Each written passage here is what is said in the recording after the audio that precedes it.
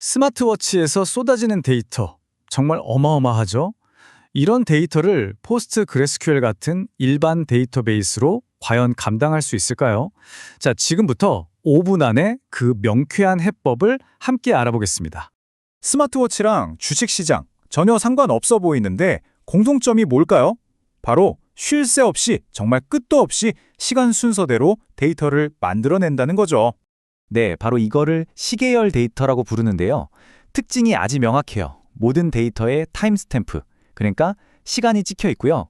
또 하나 중요한 건 기존 데이터는 절대 안 건드리고 새로운 데이터만 계속 쌓는다는 거예요. 추가 전용 어펜드 온리라고 하죠. 자, 그럼 오늘 우리가 살펴볼 내용입니다. 시계열 데이터가 뭔지, 왜 다루기 어려운지부터 시작해서요. 타임스케일 DB로 이걸 어떻게 자동화하고 또 강력하게 분석하는지, 그리고 마지막으로 어떻게 속도까지 잡을 수 있는지 알아보겠습니다. 자, 첫 번째 주제. 100만 건 데이터 문제입니다. 이게 왜 단순한 테이블로는 감당이 안 되는지 한번 보죠. 우리한테 아주 익숙한 스마트워치를 예로 들어 볼게요. 이게 어떻게 순식간에 골칫덩어리가 되는지 말이죠. 한번 계산을 해볼까요? 자, 내 스마트워치가 1분마다 심박수를 보내요. 그럼 하루에 1440개 데이터가 쌓이죠. 뭐 이 정도는 괜찮아 보이죠? 근데 사용자가 1000명이 되면 어떨까요? 그러면 갑자기 매일매일이요. 거의 150만 개에 가까운 데이터가 새로 쌓이는 겁니다. 엄청나죠? 보시는 것처럼 이 어마어마한 데이터를 그냥 하나의 큰 테이블에 다 때려 넣는다?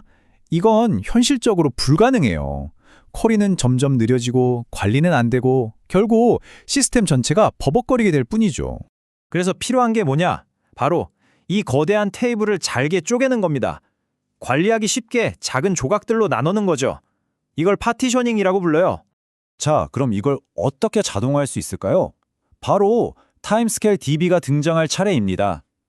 귀찮은 수동 작업을 완전히 자동화된 하이퍼 테이블로 바꾸는 거죠. 물론 그냥 순정 포스트그레스만 써도 파티셔닝 할 수는 있어요.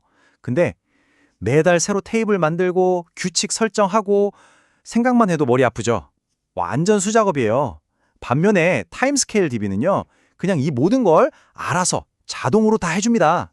여기 보시면 데이터가 이미 12개 파티션으로 나뉘어 있죠. 타임스케일 DB에서는 이걸 청크라고 불러요. 각 청크가 대략 한 달치 데이터를 담고 있다고 생각하시면 됩니다. 자, 그럼 이제 마법 같은 일이 벌어집니다. 기존에 없던 시간대, 그러니까 파티션 범위를 벗어나는 새로운 데이터를 한번 넣어볼게요. 어떻게 될까요? 보세요. 바로 이거예요. 13번째 청크가 자동으로 짠 하고 생겨났죠? 제가 한 건 아무것도 없어요. 그냥 데이터를 넣었을 뿐인데 타임스케일 DB가 알아서 새 파티션을 만들어준 겁니다. 정말 편하죠? 자, 이렇게 데이터 저장 문제는 깔끔하게 해결됐습니다. 그럼 이제 이걸로 뭘 할 수 있을까요? 시계열 데이터에 특화된 강력한 분석 기능들을 한번 파헤쳐 보겠습니다. 시계열 분석의 꽃이라고 할 수 있는 타임버켓 함수입니다. 이게 뭐냐면요. 데이터를 시간 단위로 예쁘게 묶어주는 거예요. 예를 들어 매 시간 평균 심박수나 일별 최고 심박수 같은 걸 아주 간단하게 계산할 수 있게 해주죠. 그런데 문제가 있어요. 만약에 스마트워치가 잠깐 꺼졌거나 연결이 끊겨서 데이터가 중간에 비면 어떡하죠? 보시는 것처럼 결과 그래프에 이가 빠진 것처럼 구멍이 숭숭 뚫리게 됩니다. 이런 빈틈을 메꿔주는 아주 똑똑한 기능이 있습니다. 바로 time underscore bucket getfill과 LOCF인데요. 여기서 LOCF는 last observation carried forward의 약자예요. 직역하면 마지막 관측값 끌어오기인데 말 그대로 바로 직전 데이터를 그대로 복사해서 빈칸을 채워주는 겁니다. 자, 이제 마지막 단계입니다. 데이터도 잘 저장하고 분석도 멋지게 했는데 속도가 느리면 아무 소용 없겠죠?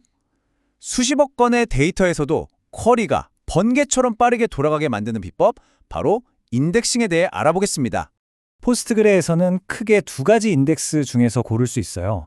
하나는 B트리, 다른 하나는 브린인데요.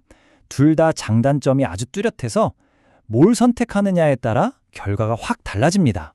브린 인덱스가 어떻게 작동하냐면요. 모든 데이터를 일일이 기록하는 게 아니에요. 대신 책의 목차처럼 데이터의 큰 덩어리마다 여기서부터 여기까지는 최소값이 얼마고 최대값이 얼마다 라는 요약 정보만 딱 가지고 있는 거죠. 그래서 우리가 특정 시간 범위의 데이터를 찾으면 포스트그레스는 이 목차만 쓱 보고는 이 부분은 볼 필요도 없겠네 하고 관련 없는 데이터 덩어리는 그냥 통째로 건너뛰어버리는 거예요. 이러니 당연히 속도가 엄청나게 빨라지겠죠? 자, 그런데 정말 놀라운 건 바로 이겁니다. 인덱스 크기를 보세요.